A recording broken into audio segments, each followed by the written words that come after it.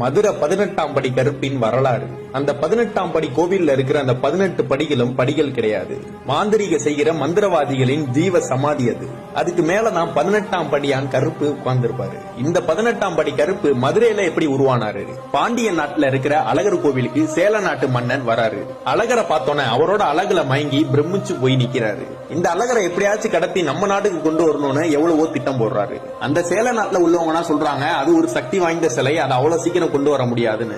எப்படியாவது அந்த சிலையை எடுத்துட்டு வந்துடணும்னு 18 மந்திரவாதிகளை ஏற்பாடு பண்றாரு சேல நாட்டு அரசர். அந்த மந்திரவாதிகளும் சொல்றாங்க அந்த கடவுள் ரொம்ப சக்தி வாய்ந்தவர், மாந்திரிகம் தாந்திரிகம்னா செஞ்சுதான் அந்த சிலையை கட்டுப்படுத்தி எங்களால கொண்டு வர முடியும்னு சொல்றாங்க.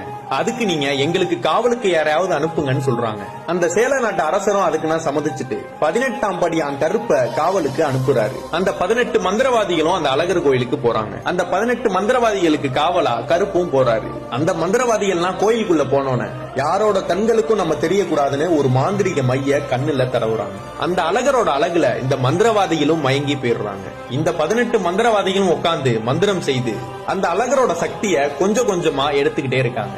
இது தினசரி நடந்து கொண்டே இருக்கிறது. அந்த அழகரோட முகப்பொலிவும் கொஞ்சம் கொஞ்சமா குறைஞ்சுக்கிட்டே வருது. இந்த 18ஆம் படி கருப்பும் அழகரை பார்க்கலாமேன்னு போறாரு. அவரும் அந்த அழகரை பார்த்து அழகுல மயங்கி நிக்கிறாரு. இங்க நடக்கிறது எல்லாமே இந்த கோவில் பூசாரி கனவுல அந்த அழகர் சொல்றாரு, என்னை திருடி செல்வதற்காக 18 மந்திரவாதிகள் என் கருவறையில் மறைந்து உட்கார்ந்து இருக்காங்க, என்னை காப்பாற்றுன்னு அந்த அழகரும் சொல்றாரு. இவர் இந்த பாண்டிய நாட்டு அரசர்கிட்ட போய் இதை நான் சொல்றாரு. அந்த அரசரும் ஒரு வழி கண்டுபிடிச்சு தினந்தோறும் அந்த பிரசாதம் வைக்கிற அந்த பொங்கல்ல நிறைய மிளகு சேர்த்து வைக்கிறாங்க. அதெல்லாம் சாப்பிட்ட அந்த 18 மந்திரவாதிகளுக்கும் மிளகோட காட்டத்தினால அவங்க கண்ணுல பூசின அந்த மையினா அழிஞ்சு அவங்களோட உருவனா தெரிய ஆரம்பிக்குது. அந்த 18 மந்திரவாதிகளும் அந்த ஊர் மக்கள் கண்களுக்கு தெரிய ஆரம்பிச்சிட்டாங்க. அந்த மந்திரவாதிகள் இந்த அழகரை எங்கள் நாட்டுக்கு கடத்த வந்தது உண்மைதான், ஆனா அந்த அழகரை பார்த்து அவரோட அழகுல மயங்கினதும் உண்மைதான். அந்த 18ஆம் படியான் கருப்பும் வெளியில வராரு. எனக்கு இங்க இருந்து சேல தேசம் போக விருப்பம் இல்ல, அதனால இந்த கல்லழகருக்கு நான் காவலா இருக்கேன்னு சொல்றாரு. இந்த 18 மந்திரவாதிகளும் நாங்கள் எல்லாரும் செய்தது தவறுன்னு சொல்லி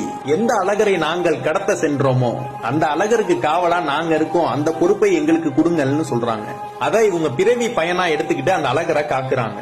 18 மந்திரவாதிகளும் வடக்கு நோக்கி அமர்ந்து தவம் செய்து தங்களுடைய உயிரை தாங்களே ஜீவசமாதி படுத்தி கொண்டார்கள். அந்த ஒவ்வொருவரும் ஜீவசமாதி படுத்தி கொண்ட அந்த இடத்தை தான் 18 படிகளாக அமைச்சிருக்காங்க. இவங்களோட சேர்ந்து இந்த 18ஆம் படியான் கருப்பும் காவலுக்கு நிக்கிறாரு. அவரோட உத்தரவு இல்லாம எதுவும் உள்ள போகவும் முடியாது, வெளியே வரவும் முடியாது. கூப்பிட்ட உடனே வந்து நிக்கிற தெய்வம் பொய்யா தெய்வம், அதுதான் இந்த 18ஆம் படி கருப்பு. உண்மை எங்க இருக்கோ அவங்களுக்கு பக்கத்திலேயே இருந்து வெற்றி பெற செய்யக்கூடிய தெய்வம் அப்படின்னா கருப்புக்கு நிகரான தெய்வம் எதுவுமே இல்ல.